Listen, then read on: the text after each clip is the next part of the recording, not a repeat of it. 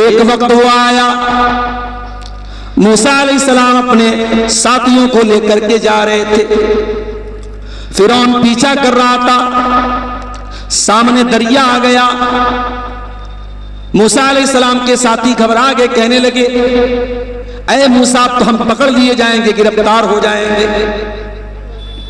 موسیٰ علیہ السلام کہتے کلا ان معی ربی سیہدین، میرا رب ضرور میری مدد کرے گا، میرا رب ضرور مجھے کوئی راستہ دکھائے گا۔ فَأَوْحَيْنَا إِلَى مُوسَىٰ أَنِ اضْرِب بِّعَصَاكَ الْبَحْرَ، ہم نے کہا ہے موسیٰ اپنی لاٹھی کو پانی کے اوپر مار دو۔ موسیٰ علیہ السلام نے اپنی لاٹھی کو پانی پہ مارا، فَكَانَ كُلُّ فِرْقٍ كَالطَّوْدِ الْعَظِيمِ، سمندر کے دریا کے دو پھٹ ہو گئے، دریا میں بیچ میں راستہ بن گیا۔ آج آپ کے منیہاری سے صاحب گنج جانے کے لیے اتنا بڑا برج بن رہا ہے، کئی سال سے کام ہو رہا ہے، پانی کے اندر پلر کھڑے کرنے پڑتے ہیں، پانی کے اندر آسان کام تو نہیں ہے برج بنانا، بڑا کروڑوں کا سرمایہ لگتا ہے تب جا کر کے ایک برج تیار ہوتا ہے۔ اللہ تعالیٰ علی کل شیء قدیر ہے۔ دریا کو پار کرنے کے لیے اللہ نے برج نہیں بنایا، اللہ نے دریا کو بیچ میں روک دیا، اور بیچ میں روڈ بن گئی، بیچ میں راستہ بن گیا، پانی دونوں طرف کھڑا ہو گیا اور بیچ میں روڈ بن گیا، اور حضرت موسیٰ بڑے آرام سے وہ روڈ کراس کر گئے۔ جیسے موسیٰ علیہ السلام روڈ کراس کر جاتے ہیں، ان کے ساتھی کراس کر جاتے ہیں، فرعون اپنے ساتھیوں کو لے کر کے اسی راستے پہ چلا گیا۔ اللہ تعالیٰ نے پانی کے دونوں پھٹوں کو ملا دیا، دونوں طرف کے پانی کے تھپڑوں کو اللہ تعالیٰ نے ملا دیا، اور فرعون اپنے لشکر کے ساتھ ڈوب گیا۔ وہی فرعون جو اللہ کا مذاق اڑاتا تھا، وہی فرعون جو موسیٰ علیہ السلام کا مذاق اڑاتا تھا، وہی فرعون جو کہتا تھا اے حامان ذرا سیڑھی بنا کے لا، میں ذرا دیکھوں کہ اللہ تعالیٰ کیسا ہے، میں اللہ سے بات کروں، وہ اللہ کا مذاق اڑاتا تھا۔ یہ بات یاد رکھو، ہر دور کے فرعون کو ڈوبنا ہے، ہر دور کے فرعون کی ایک سمے سیما ہے، جس کے بہت نعرے لگ رہے ہیں، جس کے بہت جیکارے لگ رہے ہیں، ایک دن آئے گا اس کو کتا نہیں پوچھے گا۔ ہر دور کا فرعون یہ بات یاد رکھے، ہر دور کے فرعون کے لیے اللہ نے کسی موسیٰ کو تیار کر کے رکھا۔ فرعون ڈوب گیا، ساری حکومت ختم، سارا شاسن ختم، سارا پروٹوکول ختم۔ کم ترکوا من جنات وعیون وزروع ومقام کریم ونعمت کانوا فیہا فاکہین۔ فرعون چلا گیا، محل چھوڑ کے چلا گیا، باغات چھوڑ کے چلا گیا، اپنے بہت بڑے بڑے کھجوروں کے پیڑ چھوڑ کے چلا گیا، بڑی بڑی کھیتیاں چھوڑ کے چلا گیا۔ کذالک وَأَوْرَثْنَاهَا قَوْمًا آخَرِينَ، محل آج بھی ہے، کھیتی آج بھی ہے، کھجوروں کے باغات آج بھی ہے، مگر ان کا مالک فرعون نہیں ہے، کوئی اور ہے، ہم نے کسی اور کو وارث بنا دیا۔ فَمَا بَكَتْ عَلَيْهِمُ السَّمَاءُ وَالْأَرْضُ وَمَا كَانُوا مُنظَرِينَ۔ فرعون مر گیا، اور فرعون کے اوپر کوئی رونے والا نہیں تھا، کوئی آنسو بہانے والا نہیں تھا۔ اسی لیے کہا جاتا ہے ارے مرو تو ایسی موت مرو کہ چار لوگ آنسو بہایا۔ موت اس کی ہوئی جس کا کرے زمانہ افسوس، یوں تو دنیا میں سبھی آئے ہیں مرنے کے لیے۔ فرعون مر گیا، ختم ہو گیا، مگر فرعون پر کوئی آنسو بہانے والا نہیں ہے میرے پیارے ساتھ۔ پتہ یہ چلا کہ حکومت کی کامیابی کی گارنٹی نہیں ہے، ورنہ فرعون کامیاب ہوتا، فرعون اتنی بڑی حکومت کے باوجود کامیاب نہیں ہے۔ کیا بڑے باپ کی اولاد ہونا، کیا کسی بہت بڑے انسان کا بیٹا ہونا، اس کی بیٹی ہونا، کیا یہ کامیابی کی گارنٹی ہے؟ نہیں۔ 950 سال تک اللہ کے دین کو پھیلانے والا پیغمبر، اللہ کے دین کی تبلیغ کرنے والا نبی حضرت نوح علیہ السلام، ان کا اپنا بیٹا کنعان ان کی آنکھوں کے سامنے ڈوب گیا۔ حضرت نوح بہت کوشش کرتے رہے اپنے بچے کو بچانے کی، مگر اپنے بیٹے کو بچا نہیں پائے، دنیا میں بھی ڈوب گیا اور آخرت میں بھی ڈوب جائے گا۔ حضرت نوح علیہ السلام اللہ تعالیٰ سے کہتے ہیں اے اللہ تو نے وعدہ کیا تھا تو میرے پریوار کو بچائے گا، تو میری فیملی کو بچائے گا، ان ابنی من اہلی، اے اللہ میرا بیٹا بھی میرے پریوار میں سے تھا، میرے بیٹے کو تو نے کیوں نہیں بچایا؟ اللہ نے فرمایا انہو عمل غیر صالح، اے نوح تیرے بیٹے کا کیریکٹر ٹھیک نہیں تھا، تیرے بیٹے کا عمل ٹھیک نہیں تھا، تیرا بیٹا ایمان نہیں لایا تھا۔ اس کا مطلب یہ ہوا کہ آپ کا باپ کون ہے اللہ کا یہ میٹر نہیں کرتا۔ معاف کیجئے گا، شیرسابادی برادری کی تعداد یہاں الحمدللہ بڑی تعداد موجود ہے، میں آپ کی اس برادری اور اس قوم کی بڑی عزت کرتا ہوں۔ ہمارے بنارس میں انصاری برادری کے لوگ بہت زیادہ ہیں، کئی خان برادری کے لوگ بہت زیادہ ہیں۔ یہ برادری، یہ ٹائٹل، یہ سرنیم اللہ تعالیٰ کیا اس کی کوئی حیثیت نہیں ہے میرے ساتھ۔ اللہ کیا یہ نہیں پوچھا جائے گا تیری برادری کیا تھی؟ تو شیرسابادی تھا کہ تو سرجا پوری تھا کہ تو شیخ تھا کہ تو انصاری تھا کہ تو بہار کا تھا کہ تو بنگال کا تھا؟ اللہ تعالیٰ کیا یہ سرنیم اور یہ ٹائٹل نہیں پوچھے جائے گا؟ اِنَّا اَكْرَمَكُمْ عِندَ اللَّهِ أَتْقَاكُمْ، اللہ تعالیٰ کیا تمہارا تقوی کام دے گا، تمہارے دل میں اللہ کا کتنا ڈر تھا وہی کام دے گا۔ یہاں نوح علیہ السلام کا اپنا بیٹا نہیں بچ پایا، اور شاعر کہتا ہے بغاوت پر ہو آمادہ، بغاوت پر ہو آمادہ تو ڈوبے نوح کا بیٹا، بغاوت پر ہو آمادہ تو ڈوبے نوح کا بیٹا، یہاں نامو نسب کی برتری سے کچھ نہیں ہوتا۔ آپ کا خاندان اللہ کے آپ کو نہیں بچائے گا، آپ کی برادری اللہ کے آپ کو نہیں بچائے گا۔ تو پتہ یہ چلا نہ دولت کامیابی ہے، نہ شہرت کامیابی ہے، نہ حکومت کامیابی ہے، نہ بڑا خاندان کامیابی ہے۔ اے اللہ پھر کامیابی ہے کیا؟ کامیابی کس چیز کا نام ہے؟ آؤ اللہ سے سوال کرتے ہیں۔ سورہ آل عمران کی آیت نمبر 185 میں اللہ فرماتا ہے کل نفس ذائقۃ الموت، ہر نفس کو مرنا ہے، ہر جاندار کو مرنا ہے، باپ کو بھی مرنا ہے، بیٹے کو بھی مرنا ہے۔ باپ نہیں جانتا کہ پہلے وہ مرے گا اور بیٹے اس کے مرنے کا سوگ منائیں گے، غم منائیں گے، یا پہلے بیٹا مر جائے گا اور بیٹے کے جانے کا وہ دکھ اٹھائے گا۔ ہم تو یہ بھی نہیں جانتے، ارے یہ تو بڑی دور کی بات ہے، کب مرے گا؟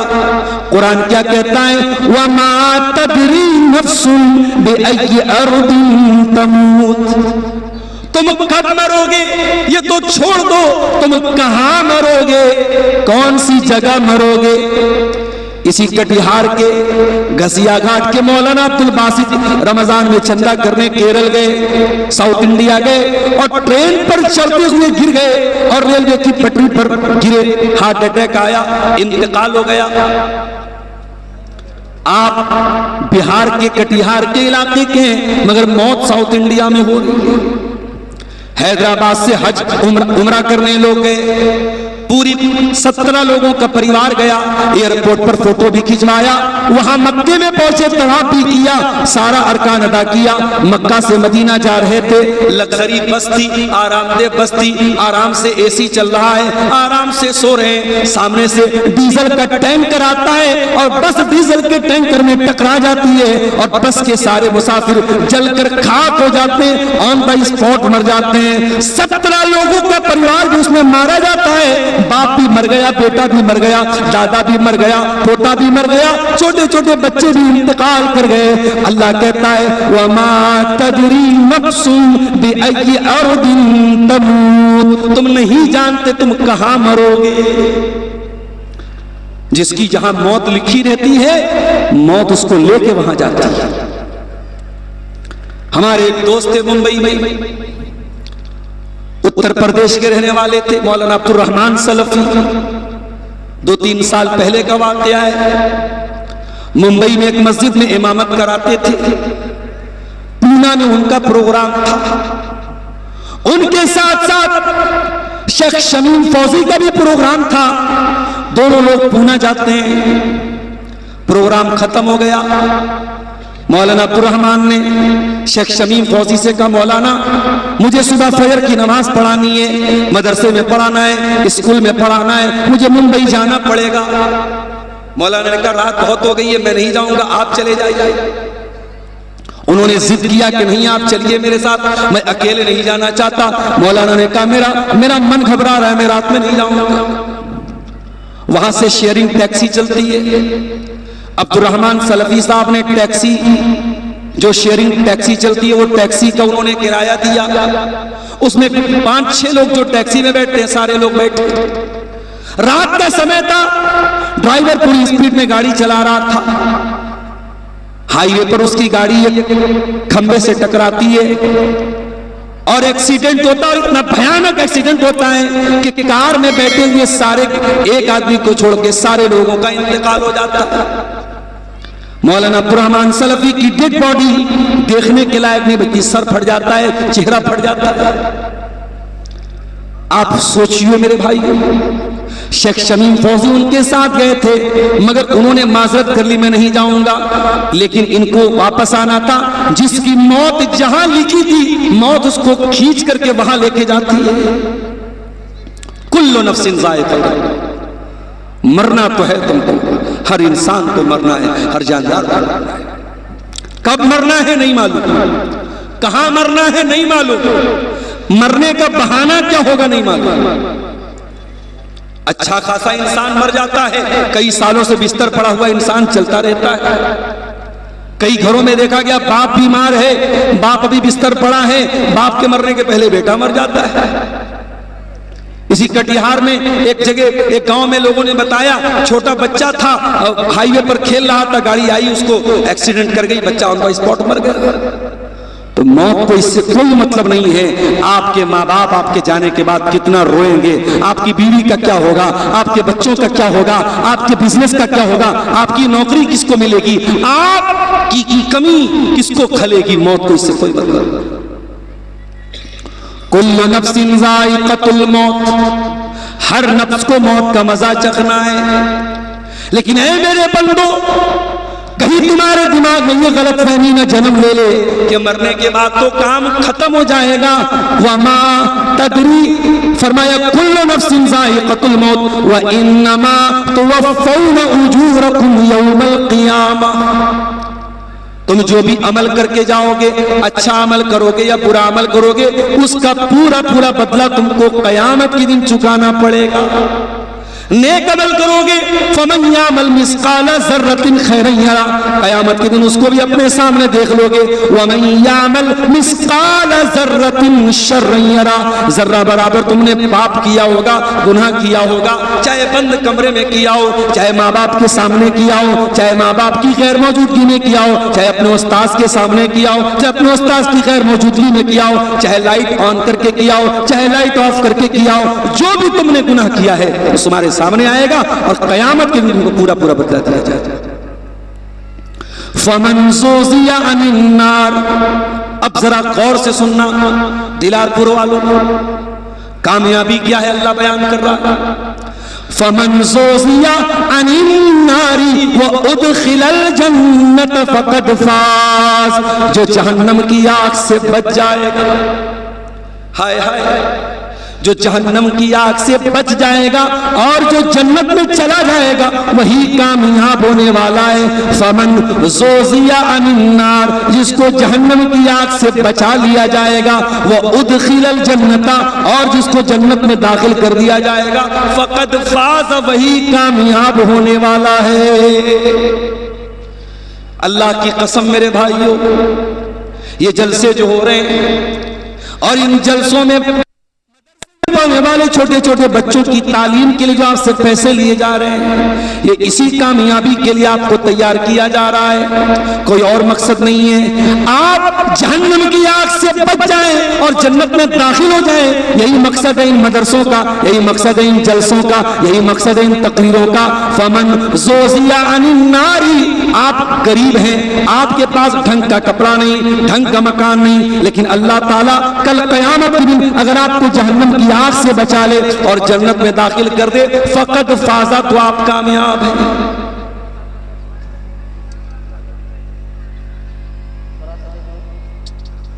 تو کامیابی یہ ہے کہ آپ جہنم سے بچ جائیں اور جنت میں داخل ہو جائیں۔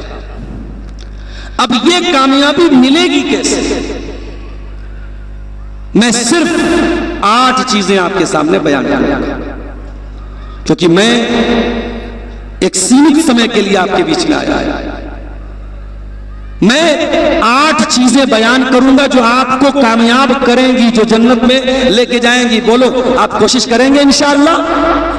بولیں، پریتن کربین کہ نہ کربین؟ انشاءاللہ۔ لوگ کہتے ہیں مولانا آپ تھوڑا بنگلہ بول دیا کیجئے، لوگ خوش ہو جاتے ہیں۔ ہاں، کریں گے انشاءاللہ۔ 8 چیزیں اللہ تعالیٰ نے بیان کی ہے، کہاں؟ قرآن کریم کے 18ویں پارے میں، سورہ مومنون کے آغاز میں۔ آئیے ان 8 چیزوں پر ہم وچار کرتے ہیں، غور کرتے ہیں اور کوشش کرتے ہیں، پریتن کرتے ہیں کہ وہ 8 چیزیں ہمارے اندر پیدا ہو جائیں۔ قد افلح المومنون، کامیاب ہو گئے ایمان والے۔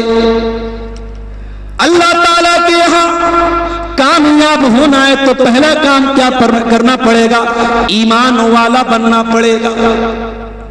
اور ایمان والا کس کو بولتے ہیں؟ جو لا الہ الا اللہ اور محمد رسول اللہ پڑھتا ہے، جو کلمہ توحید پڑھتا ہے، جو ایک اللہ کی عبادت کرتا ہے اور محمد رسول اللہ صلی اللہ علیہ وسلم کو اپنا رسول مانتا ہے۔ اسی کلمے پر آپ کو قائم رہنا ہے اور مرتے دم تک قائم رہنا ہے۔ وَلَا تَمُوتُنَّ إِلَّا وَأَنْتُمْ مُسْلِمُونَ، میرے بندو تمہیں موت نہ آئے مگر اسلام کی حالت میں۔ میرے پیارے ساتھیو، آج دنیا کی موہ مایا میں پڑھ کے شاید ایمان کی ویلیو آپ کو پتہ نہ ہو، اور شاید کبھی آپ کو ایسا لگتا ہو جیسے کوئی ہندو ہے، جیسے کوئی سکھ ہے، جیسے کوئی عیسائی ہے، ویسے ہم مسلمان ہیں، ہمارا ایک مذہب ہے، ان میں اور ہمیں کوئی انتر نہیں ہے۔ میرے پیارے ساتھیو، یہ ایمان کتنی بڑی دولت ہے، شاید آپ کو اس کا اندازہ نہیں ہے۔ جب آپ اللہ تعالیٰ کے یہاں جائیں گے اور اس ایمان کی بدولت اللہ تعالیٰ آپ کو جنت میں داخل کرے گا، تو جنت میں جانے کے بعد جنتی کہے گا وَقَالُ الْحَمْدُ لِلَّهِ الَّذِي هَدَانَا لِهَذَا، اے اللہ تیرا شکر ہے، تیرا کرم ہے کہ تو نے ہم کو ہدایت سے نوازا تھا، تو نے ہم کو ایمان سے نوازا تھا۔ وَمَا كُنَّا لِنَهْتَدِيَ لَوْلَا أَنْ هَدَانَا اللَّهُ، اے اللہ ہم خود سے ایمان لانے کی چھمتا نہیں رکھتے تھے، ارے ہم کو ایمان لانے کے لیے کوئی محنت نہیں کری، ہمارا باپ مسلمان، ہمارا دادا مسلمان، ہمارے خاندان مسلمان، ہم مسلمان کے گھر میں پیدا ہوئے، آپ کو بیٹھے بٹھائے یہ نعمت مل گئی۔ اسی لیے دعا کیا کرو تو اپنے ماں باپ کے لیے بھی دعا کیا کرو کہ ان کے ذریعے تمہیں اسلام ملا ہے۔ ماں باپ مسلمان تھے، ان کے گھر میں تم پیدا ہوئے، تم مسلمان تھے، تمہیں اسلام لانے کے لیے کوئی سنگرش نہیں کرنا پڑا، کوئی اسٹرگل نہیں کرنا پڑا، کوئی محنت نہیں کرنا پڑی۔ یہ ایمان کتنی بڑی دولت ہے میرے ساتھ۔ قرآن کہتا ہے ان الذین کفروا وماتوا وهم کفار فلن يقبل من احدهم ملء الارض ذهبا، جو لوگ ایمان کے بغیر دنیا سے چلے جائیں گے، جو کفر کی حالت میں، جو شرک کی حالت میں دنیا سے چلے جائیں گے، کل قیامت کے دن وہ زمین بھر کے سونا بھی اگر لے کے آ جائیں، فلن يقبل من احدهم، ان کا سونا اللہ تعالیٰ قبول نہیں کرے گا۔ ابھی آج میں اس دیش کے بہت بڑے ارب پتی کا ایک ویڈیو دیکھ رہا تھا۔ اس دیش کا ایک بہت بڑا ارب پتی ہے،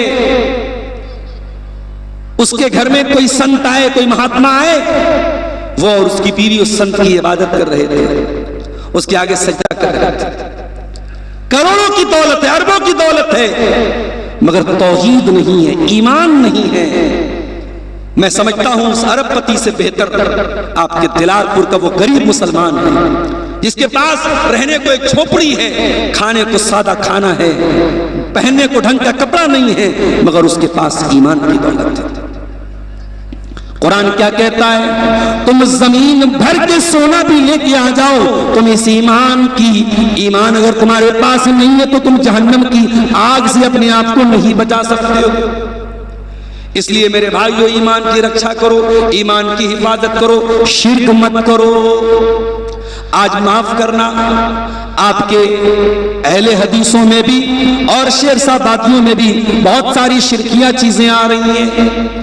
آپ کے بچوں میں بھی گندا تعویذ پہنا جانے لگا ہے، آپ کی عورتیں بھی بد عقیدہ لوگوں کے پاس جا کے اپنے جادو کا علاج کرانے لگی ہیں۔ ابھی ایک صاحب نے کل جے نگر میں بتایا، بعض عورتوں کو جنات کا معاملہ ہوتا ہے، جادو کا معاملہ ہوتا ہے، وہ ایسے اوجھا لوگوں کے پاس جاتی ہیں جو شرک کرتے ہیں اور ان عورتوں سے شرک کرواتے ہیں۔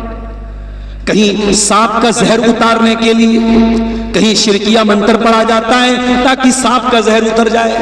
وَإِن قُتِلْتَ أَوْ حُرِّقْتَ، اللہ کے پیارے نبی حضرت معاذ نے جبل سے کہتے ہیں، اے معاذ تو اللہ کے ساتھ کبھی شرک مت کرنا، تجھے قتل کر دیا جائے، تجھے جلا دیا جائے، قتل تو ہو جانا، جل کر راکھ ہو جانا، مگر اللہ کے ساتھ کبھی تو شرک مت کرنا۔ توحید کی امانت سینوں میں ہے ہمارے، آسان نہیں مٹانا نام و نشان۔ جب تک توحید ہے آپ کے پاس، کوئی مائی کا لال آپ کا پال باقا نہیں کر سکتا ہے۔ اس لیے مرتے دم تک اپنے ایمان کی حفاظت کرو۔ میرے ساتھ اپنی بہنوں سے کہنا چاہوں گا، بڑا افسوس ہوتا ہے، کٹیہار کے ایک بھائی بتانے لگے، ایک مسلمان لڑکی کالج میں پڑھتی تھی، اس کے کئی بوائے فرینڈ تھے، اس نے مسلمان لڑکوں سے بھی دوستی کی تھی اور غیر مسلم لڑکوں سے بھی دوستی کی تھی۔ غیر مسلم لڑکوں سے اس کی دوستی کی تعلقات تھے اور وہ مسلمان لڑکی اپنے اسی ایک غیر مسلم عاشق کے ساتھ فرار ہو جاتی ہے اور مرتد ہو جاتی ہے، ایمان کا راستہ چھوڑ دیتی ہے، اسلام کو تیاگ دیتی ہے، چھوڑ دیتی ہے۔ اس سے بڑھ کے افسوس کیا ہو سکتا ہے؟ اور یہ صرف کٹیہار کی کہانی نہیں ہے، یہ کہانی اتر پردیش کے لکھنؤ کی بھی ہے، یہ اتر پردیش کے بریلی کی بھی ہے، یہ اتر پردیش کے بنارس کی بھی ہے، یہ کلکتہ کی بھی ہے، یہ حیدرآباد کی بھی ہے، یہ ممبئی، دیش کے مختلف کونوں سے یہ خبریں ہمارے پاس ہیں۔ مسلمان لڑکیاں باقاعدہ اس سازش کا شکار ہیں، باقاعدہ ایک جال بنایا جا رہا ہے، موبائل کی دکانوں پر مسلمان لڑکیوں کا نمبر دیا جا رہا ہے، فیس بک پر اور سوشل میڈیا پر پورا ایک گروپ موجود ہے جو مسلمان لڑکیوں کو ٹارگٹ کر رہا ہے، جو ان کے ان باکس میں آ کے ان سے چکنی چپڑی باتیں کرتا ہے، پہلے ان سے اسلام کے بارے میں جاننے کی بات کرتا ہے، پھر دھیرے دھیرے اپنے جال میں پھنسا کے ان لڑکیوں کی عزت کے ساتھ کھیلتا ہے، ان کے ایمان کا سودا کرتا ہے، ان کے ایمان سے ان کو نکال دیتا ہے۔ میری پیاری بہنوں، اللہ کی قسم، اس سے مہنگا کوئی سودا نہیں ہو سکتا۔ دنیا کے پیار اور محبت کے نام پہ اگر کوئی تمہیں اسلام سے نکال دے، اس سے مہنگا کوئی سودا نہیں ہے۔ میری پیاری ماں اور بہنوں، اپنے ایمان کو اتنا حقیر نہ بنانا، اتنا معمولی مت بنانا۔ ارے تم تو سمیہ کی اولاد ہو۔ کون سمیہ؟ جس کے جوان بیٹے کے سامنے ابو جہل نے دھمکی دی تھی، اے سمیہ اگر تو نے اسلام نہیں چھوڑا، اگر تو نے محمد کا دین نہیں چھوڑا، اے سمیہ تیرے جوان بیٹے عمار کے سامنے تجھ کو ننگا کر دیں گے۔ ہائے ہائے، ایک ماں کے لیے اس سے بڑھ کے تکلیف کیا ہوگی، اس سے بڑھ کے افسوس کیا ہوگا کہ ماں کو اس کے جوان بیٹے کے سامنے ننگا کر دیا جائے۔ مگر اے سمیہ تیرے ایمان کا کیا کہنا، تیری استقامت کا کیا کہنا، تیرے جذبے کا کیا کہنا؟ سمیہ نے ننگا ہو جانا گوارا کر لیا، دردناک طریقے سے شہید ہو جانا گوارا کر لیا، مگر سمیہ نے اپنے ایمان کا سودا نہ کیا، اپنے دین کا سودا نہ کیا۔ میری پیاری بہنوں، اس ایمان کی حفاظت کرو۔ قد افلح المؤمنون، کامیاب ہو گئے ایمان والے۔ اگر ایمان نہیں ہے تو آپ کامیاب نہیں ہو سکتے، پہلی کنڈیشن ہے ایمان والے بنو۔ اور اے دلار پور کے لوگوں، ایک اور بات کان کھول کے سن لو، اپنے ایمان کے ساتھ ساتھ اپنی آنے والی نسلوں کے ایمان کی بھی چنتا کرو، اپنے بچوں کے ایمان کی بھی چنتا کرو۔ کہیں ایسا نہ ہو روزی روٹی کے چکر میں تم ایسی جگہ اپنے بچوں کو لے جا کے بسا دو جہاں آپ کے بچے مشرک ہو جائیں، شرک کرنے والے ہو جائیں، توحید کو چھوڑ دیں، ایمان کو چھوڑ دیں۔ اپنی آنے والی نسلوں کے ایمان کی بھی چنتا کرو، اپنی بیٹیوں کے ایمان کی بھی فکر کرو، اپنے بیٹوں کے ایمان کی بھی فکر کرو۔ ابراہیم خلیل اللہ کی بارگاہ میں دعا کرتے ہیں وَجُنُوبْنِي وَبَنِيَّ أَن نَّعْبُدَ الْأَصْنَامَ، اے اللہ تو مجھے بھی شرک سے بچا اور میرے آنے والے میرے بچوں کو، میری آنے والی نسلوں کو بھی تو شرک سے بچا۔ تو کامیابی کی پہلی سیڑھی کیا ہے؟ ایمان والے بننا۔ اور آگے بڑھیں، الَّذِينَ هُمْ فِي صَلَاتِهِمْ خَاشِعُونَ۔ کامیاب لوگوں کی دوسری پہچان، جب وہ نماز پڑھتے ہیں اپنی نماز میں وہ کنسنٹریشن کرتے ہیں، فوکس کرتے ہیں، اپنی نماز میں خشوع اور خضوع اختیار کرتے ہیں۔ الذین هم فی صلاتهم خاشعون، وہ اپنی نماز میں اللہ سے ڈرتے ہیں۔ اور ہم لوگ نماز کیسے پڑھتے ہیں؟ علامہ اقبال نے بڑی سچی بات کہی، میں جو سر بسجدہ ہوا کبھی تو زمین سے آنے لگی یہ صدا، میں جو سر بسجدہ ہوا کبھی تو زمین سے آنے لگی صدا، تیرا دل تو ہے صنم آشنا تجھے کیا ملے گا نماز میں۔ نماز میں آج ہمارا دل نہیں لگتا، ہمارا دل کہیں، دماغ کہیں، خیال کہیں۔ اپنی نماز میں خشوع اور خضوع پیدا کرو میرے پیارے ساتھ۔ حضرت عائشہ نماز پڑھ رہی تھی، ان کا بھتیجا ان سے ملنے آیا، قاسم بن محمد اپنی پھوپھی سے ملنے آیا، دیکھا پھوپھی جان نماز پڑھ رہی ہیں اور نماز کی حالت میں سورۃ طور کی تلاوت کر رہی ہیں اور سورۃ طور کی یہ آیت پڑھ رہی ہیں فمن اللہ علینا ووقانا عذاب السموم، اللہ تعالیٰ کا ہم پر کرم ہوا۔ جب جنتی جنت میں جائیں گے تو کہیں گے اللہ تعالیٰ کا ہم پر کرم ہوا کہ اللہ نے ہم کو جہنم کی آگ سے بچا لیا۔ حضرت عائشہ اسی آیت کو پڑھتی چلی جا رہی ہیں، روتی چلی جا رہی ہیں، پڑھتی چلی جا رہی ہیں، روتی چلی جا رہی ہیں۔ ان کا بھتیجا کہتا ہے میں پھوپھی سے ملنے آیا تھا، میں نے دیکھا پھوپھی اسی آیت کو پڑھ رہی ہیں، میں وہاں سے چلا گیا، میں بازار چلا گیا اور بہت دیر کے بعد میں واپس لوٹا، میں کیا دیکھتا ہوں، میں جب واپس آیا میری پھوپھی جان اسی حالت میں نماز میں کھڑی ہیں اور اسی آیت کو پڑھ کے روتی چلی جا رہی ہیں اور دہراتی چلی جا رہی ہیں فمن اللہ علینا ووقانا عذاب السموم۔ ایک ہماری نماز ہے، ہم تو نماز بھی ایسے پڑھتے ہیں جیسے احسان کرتے ہیں۔ نماز میں خشوع اختیار کرو میرے بھائی، نماز ایسے پڑھو جیسے تم اللہ کو دیکھ رہے ہو۔ ارے تم اپنے شہر کے ودھائک کے پاس جاتے ہو تو ادب سے کھڑے ہوتے ہو، شہر کے ڈی ایم اور ایس پی کے سامنے کھڑے ہوتے ہو تو ادب سے کھڑے ہوتے ہو، اللہ کے سامنے کھڑے ہو تو دل کہیں دماغ کہیں۔ قرآن کہتا ہے فَوَيْلٌ لِّلْمُصَلِّينَ الَّذِينَ هُمْ عَنْ صَلَاتِهِمْ سَاهُونَ الَّذِينَ هُمْ يُرَاءُونَ، ایسے نماز پڑھنے والوں کے لیے بربادی ہے جن کا دل نماز میں نہیں لگتا ہے، جو لوگوں کو دکھانے کے لیے نماز پڑھتے ہیں۔ تو کامیاب کی پہچان، دوسری پہچان کیا بتائی اللہ نے؟ الَّذِينَ هُمْ فِي صَلَاتِهِمْ خَاشِعُونَ، جو اپنی نماز میں خشوع اور خضوع اختیار کرتے ہیں۔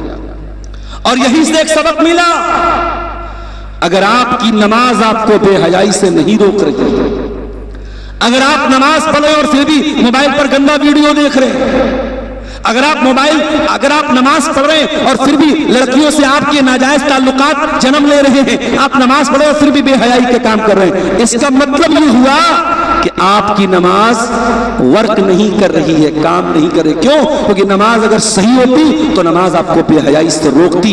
ان الصلاۃ تنہا عن الفحشاء والمنکر، نماز بے حیائی سے روکتی ہے۔ اگر آپ کی نماز بے حیائی سے نہیں روک رہی ہے اس کا مطلب کہ آپ کی نماز صحیح نہیں ہے، خشوع اور خضوع والی نماز نہیں ہے میرے ساتھ۔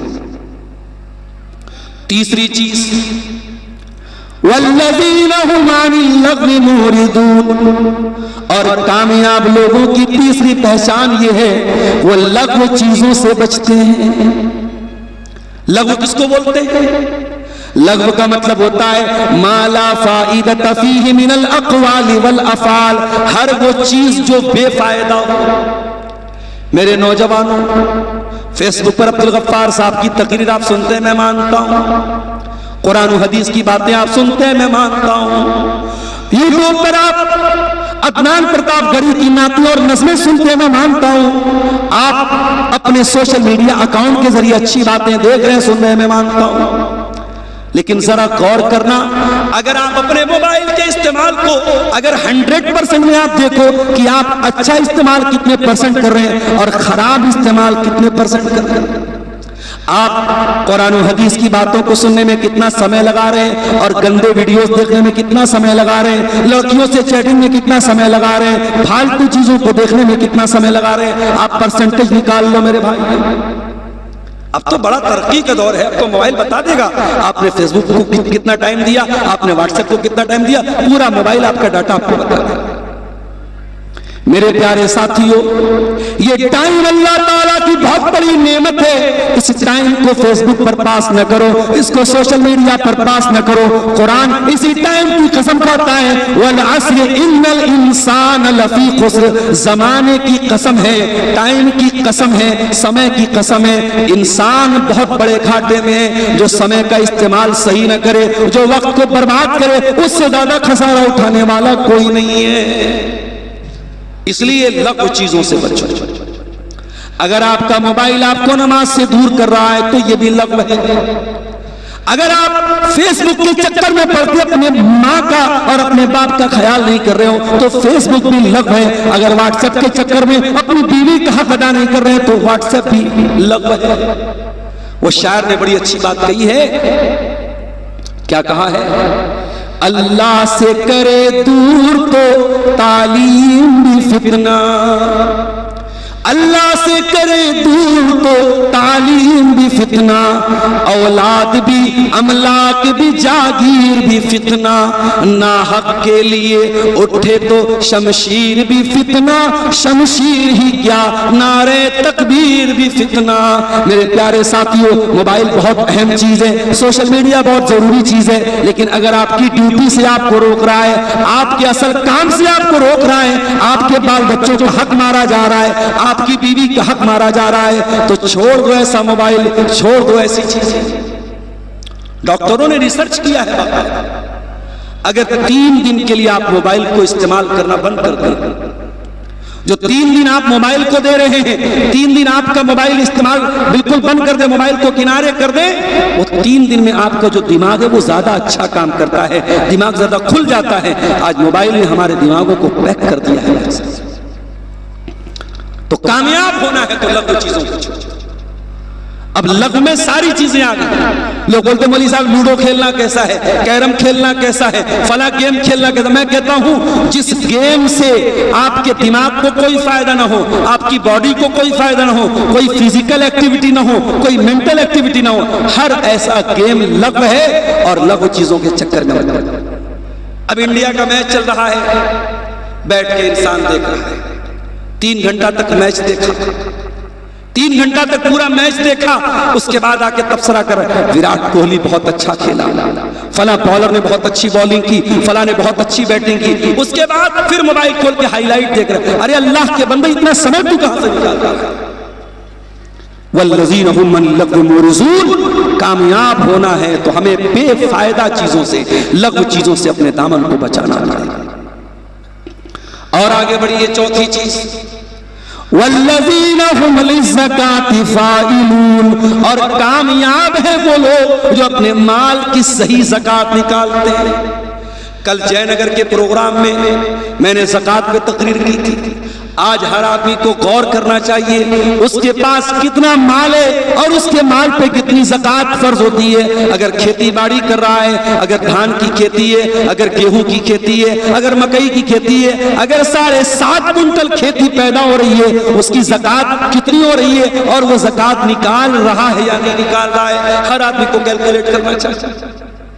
آج مسئلہ یہ ہے کہ ہم زکوٰۃ نہیں نکال رہے ہیں صحیح طریقے سے، اور جب زکوٰۃ نہیں نکال رہے ہیں تو سماج سے غریبی نہیں ختم ہو رہی ہے۔ آج آپ دلی چلے جائیں، جامع مسجد کے باہر بھکاریوں کی لمبی لائن لگی رہے گی اور 90% آپ کو مسلمان بھکاری آئے گا۔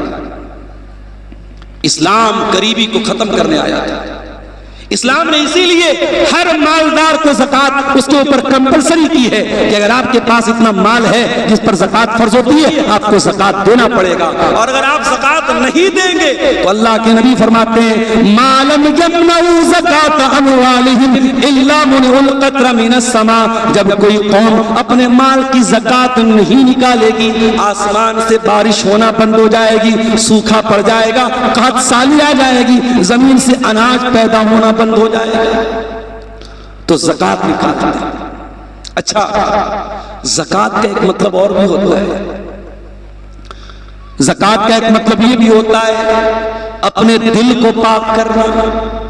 او میرے نوجوانوں، تم نے چہرے پر جاڑے کا موسم آیا، موئسچرائزر لگانا شروع کر دیا، عورتوں نے کریم لگانا شروع کر دیا، مرد حضرات بھی آج کل بڑی بڑی کریمیں استعمال کر رہے ہیں، کوئی کولڈ کریم الگ ہے، کوئی ونٹر کریم الگ ہے، کوئی فیس واش الگ ہے، کوئی فیس کریم الگ ہے، کوئی باڈی لوشن الگ ہے، کوئی داڑھی کے لیے سیرم الگ ہے، کوئی آپ کے چہرے کی کریم الگ ہے، کوئی پیر کی کریم الگ ہے، کوئی ہونٹوں کا لپ بام الگ ہے۔ بڑی محنت کر رہے ہو اپنے اسکن پر، بڑی محنت کر رہے ہو اپنے ظاہر پر، میرے پیارے ساتھیوں اس دل پر تم کیا محنت کر رہے ہو؟ ارے بڑے خوبصورت بن گئے، بڑے اسمارٹ بن گئے، بڑے ہینڈسم بن گئے، مگر دل میں تو گندگی بھری ہے، دل میں تو حسد بھرا ہے، دل میں تو جلن بھری ہے، کوئی بھائی بھائی سے جل رہا ہے، کوئی پڑوسی پڑوسی سے جل رہا ہے، کوئی دوست دوست کے خلاف دل میں کینہ پال کے بیٹھا ہے۔ میرے پیارے ساتھیوں قرآن کیا کہتا ہے؟ کامیاب ہونا ہے والذین هم للزکاۃ فاعلون، اپنے دل کو پاک کرنا شروع کر دو،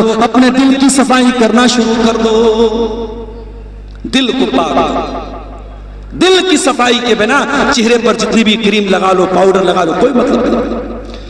اسی لیے ابراہیم علیہ السلام اللہ سے دعا کرتے ہیں وَلَا تُخْزِنِي يَوْمَ يُبْعَثُونَ يَوْمَ لَا يَنْفَعُ مَالٌ وَلَا بَنُونَ إِلَّا مَنْ أَتَى اللَّهَ بِقَلْبٍ سَلِيمٍ، اے اللہ مجھے قیامت کے دن ذلیل نہ کرنا، اے اللہ مجھے قیامت کے دن رسوا مت کرنا، اے اللہ قیامت کے دن نہ مال کام آئے گا نہ اولاد کام آئے گی، إِلَّا مَنْ أَتَى اللَّهَ بِقَلْبٍ سَلِيمٍ، قیامت کے دن تو وہی کامیاب ہوگا جو صاف ستھرا دل لے کر کے آئے گا۔ تو دل کو پویتر کرو میرے بھائی، دل پر محنت کرو۔ اور آگے بڑھئے، چار چیزیں ہوں گی۔ نمبر 5 والذین هم لفروجہم حافظون، اور کامیاب لوگوں کی 5ویں پہچان وہ اپنی شرمگاہ کی حفاظت کرتے ہیں۔ کیا مطلب؟ شرمگاہ کی حفاظت کا کیا مطلب؟ کیا وہ شادی نہیں کرتے؟ کیا وہ بیوی کا حق ادا نہیں کرتے؟ کیا ان کے اندر سے سیکسول ڈیزائر نکل جاتی ہے؟ کیا اللہ تعالیٰ مرد کے اندر سے مردانگی کی خواہش نکال دیتا ہے کہ عورت کے اندر سے عورت کی خواہش نکال دیتا ہے؟ نہیں نہیں، یہ مطلب نہیں ہے۔ فرمایا والذین هم لفروجہم حافظون، کامیاب بندے وہ ہیں جو اپنی شرمگاہ کی حفاظت کرتے ہیں، الا علی ازواجہم، وہ اپنی بیویوں کے ساتھ، اور اگر بیوی ہے تو اپنے شوہر کے ساتھ اپنی جائز خواہشات کو پورا کرتے ہیں۔ اللہ، یہ ہے ہمارا دین۔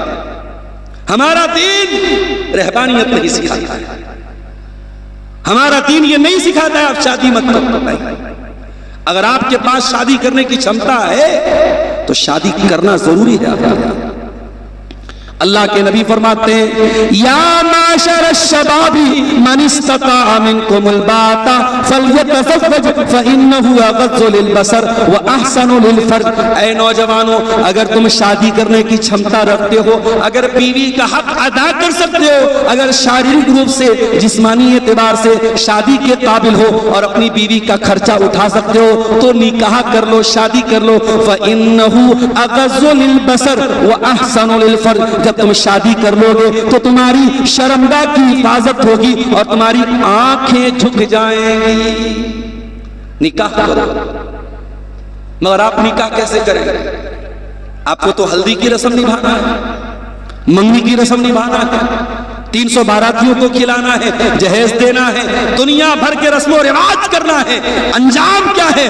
30 سال کی 40 سال کی لڑکیاں ہو رہی ہیں، لڑکے ہو رہے ہیں، شادی نہیں ہو رہی۔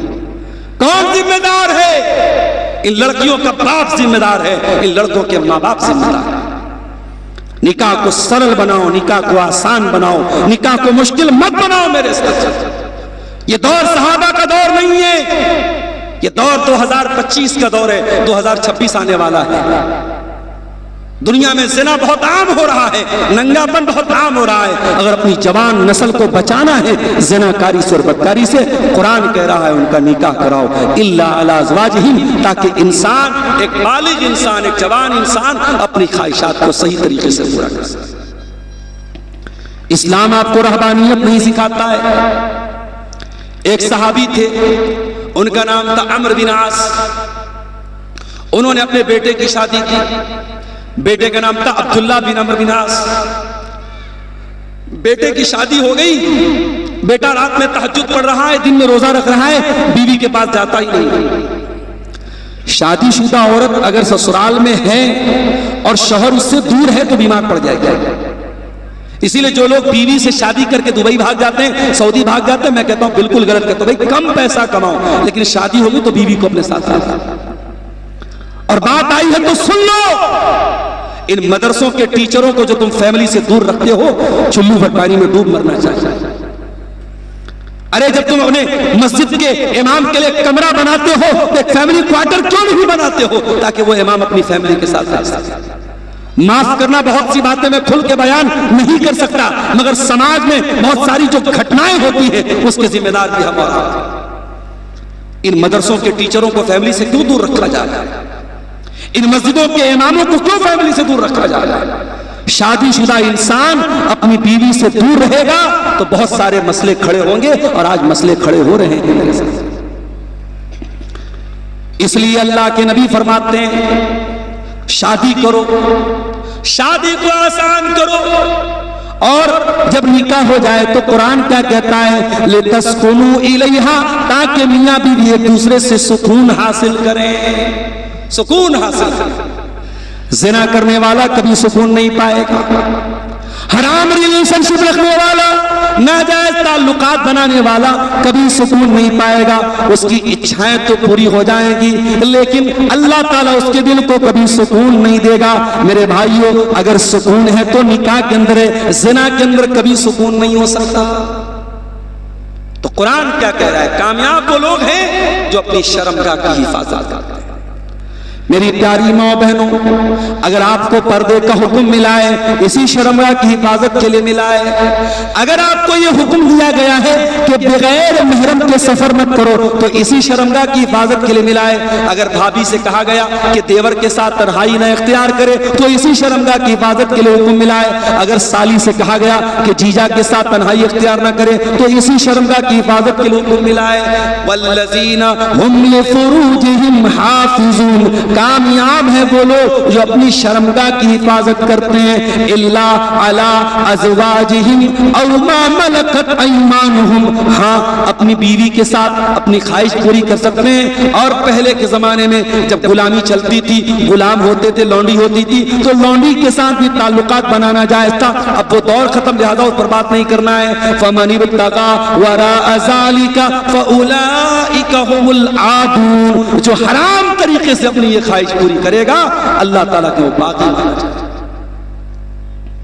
اب یہاں ایک مسئلہ اور یاد آتا ہے، ایک انسان شادی شدہ ہے، بیوی کے ساتھ رہتا ہے، بیوی کا حق ادا کرتا ہے، بچوں کا حق ادا کرتا ہے، اس پر بھی اس کو ثواب ملے گا۔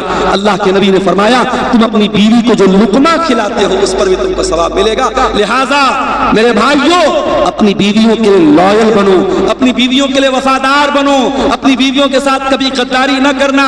کوئی عورت اپنے شوہر کے ساتھ بے وفائی نہ کرے، کوئی مرد اپنی بیوی کے ساتھ بے وفائی نہ کرے۔ اپنے جوڑے کے لیے، اپنے شوہر کے لیے، اپنی بیوی کے لیے لائل بنو، وفادار بنو، اور کہیں اور منہ مارنے کی کوشش مت کرو۔ قرآن کہتا اگر کوئی اور ناجائز طریقہ اپنائے گا وہ اللہ تعالیٰ کے ہاں مجرم مانا جائے گا۔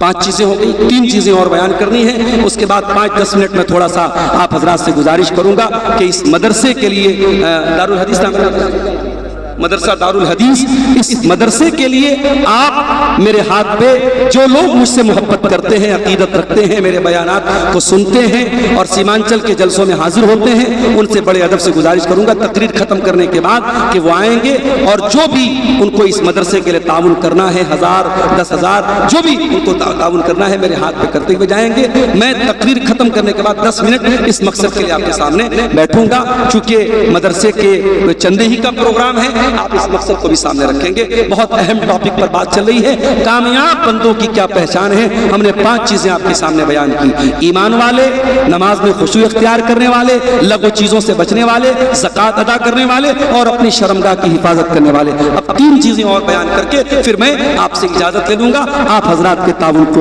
حاصل کرنے کے بعد میں یہاں سے چلا جاؤں گا۔ والذین هم لاماناتہم، اور کامیاب ہیں وہ لوگ جو امانت میں خیانت نہیں کرتے۔ امانت کا کیا مطلب ہے؟ عبدالغفار صاحب نے آپ سے 1 لاکھ روپیہ آپ نے ان کو دیا کہ مولانا صاحب آپ بڑے اچھے آدمی ہیں، 1 لاکھ روپیہ لے لیجیے اور میں 1 مہینے کے بعد آپ سے واپس لے لوں گا۔ اور 1 مہینے کے بعد آپ میرے پاس آئیں، شیخ صاحب وہ 1 لاکھ روپیہ میں نے آپ کو دیا تھا، مجھے واپس کیجئے۔ میں کہوں گا ارے یار کیا بتاؤں، بڑی مصیبت آ گئی تھی، میں نے 1 لاکھ روپیہ خرچ کر دیا۔ یہ امانت میں خیانت ہوتی ہے۔ ایک امانت میں خیانت یہ بھی ہے اور ایک امانت میں خیانت یہ بھی ہے کہ آپ کو کوئی پد دیا جائے، کوئی عہدہ دیا جائے، کوئی کرسی دی جائے اور آپ اپنی کرسی کے ساتھ، اپنے عہدے کے ساتھ، اپنے پد کے ساتھ ناانصافی کریں۔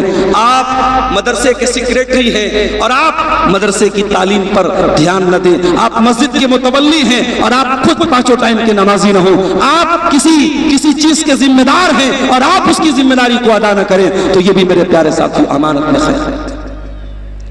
اور جب بات امانت کی نکلی ہے تو کان کھول کے سن لو، باپ کے سر پر بھی ایک امانت ہے۔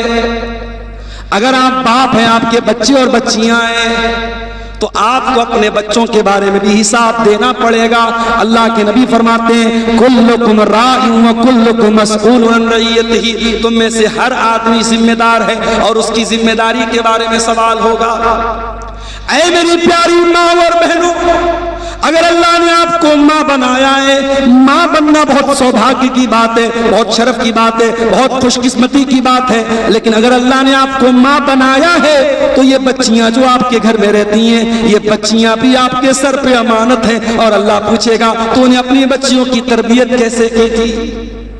جلسے میں آ رہی ہیں آپ کی جوان بیٹی بھی آپ کے ساتھ آ رہی ہے، آپ نے اپنی بیٹی کو ایک بار بھی نہیں بولا اے میری بیٹی تو جوان ہو چکی ہے، تو جلسے میں جا رہی ہے، تجھے پردہ کرنا چاہیے، تجھے اپنا چہرہ ڈھانپ کے چلنا چاہیے۔ آپ نے اپنی بیٹی کو پردہ نہیں کرایا، آپ نے اپنی بیٹی کو میک اپ کرا کے، سجا کر کے، سوار کے، سب کے سامنے اوپن کر کے آپ اگر جلسے میں لے کے آ رہی ہیں، شادی میں لے کے جا رہی ہیں، کہیں پروگرام میں لے کے جا رہی ہیں، تو کان کھول کے سن لو میری پیاری ماں بہنوں، آپ بھی امانت میں خیانت کر رہی ہیں۔ باپ بھی امانت، باپ کے سر پہ بھی امانت ہے، ماں کے سر پہ بھی امانت ہے۔ اگر کامیاب بننا ہے تو امانت کو ادا کرنا پڑے گا میرے ساتھ۔ والذین هم لاماناتہم، کامیاب لوگ اپنی امانت کو ادا کرتے ہیں۔ وعہدہم راعون، اور کامیاب لوگوں کی ساتویں پہچان یہ ہے کہ وہ وعدے کے پکے ہوتے ہیں، جو وعدہ کر دیتے ہیں، جو کمٹمنٹ کر دیتے ہیں، اپنے کمٹمنٹ کو پورا کر دیتے ہیں، جان چلی جائے مگر ان کی زبان نہ جائے، اپنی زبان کے پکے ہوتے ہیں۔ زبان کے پکے بنو، وعدہ خلافی مت کرو میرے ساتھ۔ نبی اکرم صحابہ کے ساتھ اسلام کی پہلی لڑائی لڑنے جا رہے ہیں، دشمن کی تعداد 1000 ہے، صحابہ کی تعداد 313 ہے، ایک آدمی کو 3 کا مقابلہ کرنا ہے، ایک کے مقابلے میں 3 لوگ ہیں، 313 کا مقابلہ 1000 سے۔ اللہ کے نبی بڑی ٹینشن میں، بڑی چنتا میں، اللہ سے دعا کرتے ہیں اللہم ان تہلک ھذہ العصابۃ لن تعبد فی الارض، اے اللہ اگر یہ مٹھی پر مسلمان ہلاک ہو گئے، یہ 313 اگر ہلاک ہو گئے، اے اللہ پھر روئے زمین پر تیرا نام لینے والا کوئی نہیں ہوگا، تیرا کلمہ پڑھنے والا کوئی نہیں ہوگا۔ نبی دعا کر رہے ہیں، نبی اللہ سے مدد مانگ رہے ہیں، اتنے میں دو صحابی آتے ہیں، اے اللہ کے نبی ہم آپ کا ساتھ دینے آ رہے تھے، دشمن نے ہمیں اریسٹ کر لیا، دشمن نے گرفتار کر لیا اور ہم سے یہ وعدہ کروایا کہ ہم آپ کا ساتھ نہیں دیں گے، ہم لڑائی میں شامل نہیں ہوں گے، تب جا کر کے انہوں نے ہم کو رہا کیا ہے۔ اے اللہ کے نبی ہم نے وعدہ تو کر لیا اپنی جان بچانے کے لیے، مگر ہمیں معلوم ہے کہ آپ کو ہماری مدد کی ضرورت ہے، اے اللہ کے نبی ہم کو بھی فوج میں جانے دیجیے، ہم کو بھی لڑائی کے میدان میں جانے دیجیے۔ نبی نے فرمایا نہیں نہیں، ہم وعدہ خلافی کرنے والے لوگ نہیں ہیں، انصرفا، اے میرے دونوں صحابی تم واپس چلے جاؤ، ہم وعدہ نہیں توڑ سکتے۔ اللہ، جنگ کے میدان میں بھی نبی نے وعدہ نہیں توڑا ہے۔ لہذا جو یہ کہتا ہے کہ جنگ کے میدان میں سب جائز ہے، everything is fair in love and war، پیار اور جنگ میں سب جائز ہے، وہ دنیا کا کوئی بہت بڑا بے وقوف انسان تھا۔ اسلام میں نہ پیار میں سب جائز ہے نہ جنگ میں سب جائز ہے۔ جنگ کے میدان میں بھی آپ کو اس بات کی اجازت نہیں ہے کہ آپ وعدہ خلاف کریں۔ والذین هم لاماناتهم وعہدهم راعون، کامیاب ہے وہ لوگ جو امانت کو ادا کرتے ہیں اور اپنے وعدے کو نبھاتے ہیں۔ 7 چیزیں ہوں گی، آخری چیز والذین هم علی صلواتهم یحافظون، اور کامیاب ہیں وہ لوگ جو نماز کی حفاظت کرتے ہیں۔ اے اللہ ہم تو نماز پڑھتے ہیں، حفاظت کا کیا مطلب ہے؟ حفاظت کا مطلب یہ ہے آپ کے پاس 1.25 لاکھ روپے کا موبائل فون سیمسنگ الٹرا ہے، آپ کے پاس 80,000 کا آئی فون ہے، آپ اس کو جیب میں رکھیں، بار بار جیب میں ہاتھ ڈالتے ہیں کہیں میرا موبائل گر تو نہیں گیا، ٹرین میں بیٹھے ہوئے ہیں بار بار دیکھتے ہیں میرا آئی فون کہیں غائب تو نہیں ہو گیا، میرا سیمسنگ الٹرا کہیں غائب تو نہیں ہو گیا۔ 1.25 لاکھ اور 1.5 لاکھ کے موبائل کی اتنی چنتا کرتے ہیں۔ میرے پیارے بھائیوں، آپ کے 1.25 لاکھ اور 1.5 لاکھ کے موبائل سے زیادہ قیمتی نماز ہے، آپ کو نماز کی حفاظت کرنا ہے۔ فجر کی اذان ہو رہی ہے، 4:30 بجے 4:45 بجے مؤذن اذان دے رہا ہے، الصلاۃ خیر من النوم۔ آپ منصاحی کے جلسے میں، دلال پور کے جلسے میں گئے، رات کو 2 بجے تک آپ جاگے ہیں، لیکن 4:45 بجے اگر فجر کی اذان ہو رہی ہے اور مؤذن کہہ رہا ہے نماز نیند سے بہتر ہے، تو آپ کو اپنا بستر چھوڑ کے مسجد میں جانا ہے۔ آپ دکان پہ بیٹھے، کسٹمر پر کسٹمر آ رہا ہے، ظہر کی اذان ہو رہی ہے، مؤذن کہتا ہے حی علی الصلاۃ حی علی الفلاح، آ جاؤ کامیابی کی طرف، آ جاؤ نماز کی طرف۔ آپ کو اپنی دکان بند کر کے مسجد کی طرف جانا ہے۔ والذین هم علی صلواتهم یحافظون، کامیاب اگر بننا ہے تو نماز کی حفاظت کرنی پڑے گی، نماز کبھی معاف نہیں ہوگی۔ میرے ساتھ میں بنارس میں تھا، وہاں پر بھی 5 ٹائم کی نماز فرض تھی۔ میں 600 کلومیٹر کا سفر کر کے کٹیہار منصائی کے علاقے میں آیا ہوں، اپنے شہر سے دور ہوں، اپنے اسٹیٹ سے دور ہوں، لیکن کیا میرے اوپر نماز معاف ہے؟ نہیں۔ ان الصلاۃ کانت علی المؤمنین کتابا موقوتا، نماز تو مجھے اپنے ٹائم پر پڑھنا ہے۔ ہاں، سفر کی حالت میں 4 رکعت والی نماز کو 2 کر کے پڑھنا ہے، مغرب کے ساتھ میں عشاء کی نماز پڑھ سکتا ہوں، ظہر کے ساتھ میں عصر کی پڑھ سکتا ہوں، یہ سہولت تو دی گئی، مگر نماز میرے لیے معاف نہیں ہے۔ میرے پیارے ساتھیوں، نماز کی پابندی کرو، نماز کی حفاظت کرو۔ آج افسوس کی بات ہے، اتنے جلسے ہو رہے ہیں سیمانچل میں، کٹیہار کا مسافر خانہ، ابھی پرسوں کسی نے بتایا مسافر خانے میں وقتہ لوگ اور مقرر لوگ بھرے پڑے ہیں، کہیں منصاہی میں جلسہ ہے، کہیں پرانپور میں جلسہ ہے، کہیں منیہاری میں پروگرام ہے، کہیں ادھر کٹیہار سائٹ میں پروگرام ہے۔ پروگراموں کی کمی نہیں ہے میرے ساتھ، کمی کس چیز کی ہے؟ مسجد تو بنا لی شب بھر میں ایمان کی حرارت والوں نے، مسجد تو بنا لی شب بھر میں ایمان کی حرارت والوں نے، من اپنا پرانا پاپی تھا برسوں میں نمازی بن نہ سکا۔ نمازیوں کی کمی ہے میرے ساتھ۔ قرآن کہتا ہے نمازی مت بنو، کیا بنو؟ والذین هم علی صلواتہم یحافظون، نماز کی حفاظت کرنے والے بن جاؤ. نماز کی اتنی چنتا تمہیں ہو جائے کہ ایک ٹائم کی نماز بھی اگر چھوٹ جائے تو ایسا دل کو محسوس ہو کہ کچھ چھوٹ گیا، کچھ مس ہو گیا. یہ 8 چیزیں ہوئی. اب یہ 8 چیزیں اگر آپ اپنے اندر پیدا کر لیں تو قرآن کی گارنٹی سن لو، یہ کسی مولانا کی گارنٹی نہیں ہے، یہ کسی وقتہ اور مقرر کی گارنٹی نہیں، یہ قرآن کریم کی گارنٹی ہے. اولئک هم الوارثون الذین یرثون الفردوس. یہ 8 چیزیں اگر آپ نے اپنے اندر پیدا کر لی تو آپ جنت الفردوس کے وارث بن جائیں گے. ہم فیہا خالدون، اور جنت میں ہمیشہ آپ رہیں گے. جنت میں بھی بہت سارے کلاس ہیں، اور جنت میں جو سب سے ہائر کلاس ہے، جو سب سے اعلیٰ درجہ ہے، وہ جنت الفردوس ہے. اور یہ درجہ اس کو ملے گا جو 8 چیزیں پیدا کرے گا، وہی کامیاب ہونے والا ہے. میرے پیارے ساتھیوں، قرآن کریم کی سورہ مومنون کی آیت نمبر 1 سے لے کر کے 11 تک گھر جانا، قرآن کھولنا اور پھر پڑھنا اور غور کرنا کہ ان 8 چیزوں میں کتنی چیزیں ہمارے اندر ہیں. ہم ایمان والے ہیں کہ نہیں ہیں؟ ہم نماز میں خشوع اور خضوع والے ہیں کہ نہیں ہیں؟ ہم لغو اور بیکار چیزوں سے بچنے والے ہیں کہ نہیں ہیں؟ ہم زکوٰۃ اپنے مال کی ادا کر رہے ہیں کہ نہیں کر رہے ہیں؟ ہم اپنی شرمگاہ کی حفاظت کر رہے ہیں کہ نہیں کر رہے ہیں؟ ہم امانت کے پکے ہیں کہ نہیں ہیں؟ ہم وعدے کے پکے ہیں کہ نہیں ہیں؟ اور ہم اپنی نمازوں کی حفاظت کرنے والے ہیں یا نہیں؟ اگر یہ 8 چیزیں آپ کے اندر ہیں تب تو آپ کامیاب ہیں. اور اگر یہ 8 چیزوں میں اگر آپ کمزور ہیں تو پھر میرے پیارے ساتھیوں، ہمیں اور آپ کو ان 8 چیزوں پر محنت کرنے کی ضرورت ہے، اور ان 8 چیزوں کی ہم اپنے اندر پیدا کرنے کی ضرورت ہے. اب ایک آخری بات بیان کرنے کے بعد ختم کروں گا، کیونکہ لگ بھگ جو ہے 12:40 ہو رہے ہیں. ایک آخری بات، کامیابی کی یہ پہچان آپ نے سیکھی، لیکن آپ یہ اپنے دل پہ ہاتھ رکھ کے بتائیے کہ آج ہم میں سے ہر انسان کس کو کامیابی سمجھ رہا ہے؟ دنیا کی دولت، دنیا کی شہرت، دنیا کے نام کے پیچھے انسان بھاگ رہا ہے، کیوں؟ قرآن نے اس کی بھی وجہ بتایا تھا. اے اصلی کامیابی کو چھوڑ کے نقلی کامیابی کے پیچھے بھاگنے والوں، اس کا ریزن کیا ہے؟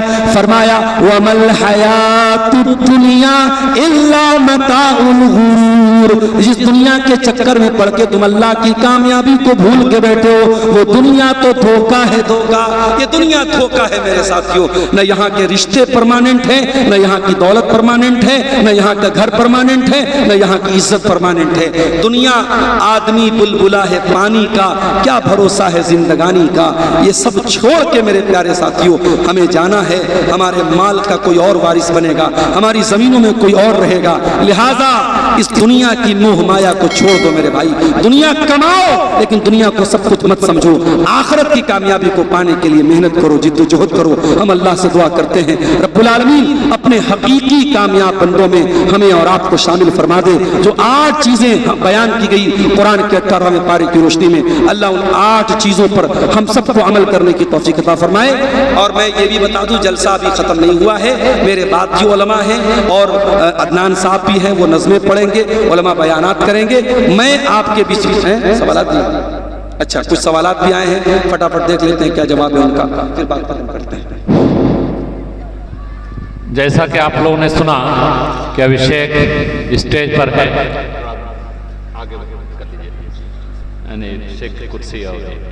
جو لوگ تعاون کرنا چاہتے ہیں شیخ سے، جو لوگ محبت کرتے ہیں، ان سے گزارش ہے کہ شیخ کے ہاتھ میں اپنا تعاون دیں، شیخ کے ہاتھ میں لا کر تعاون دیں. جو لوگ محبت کرتے ہیں، سچے دل سے محبت کرتے ہیں، ان سے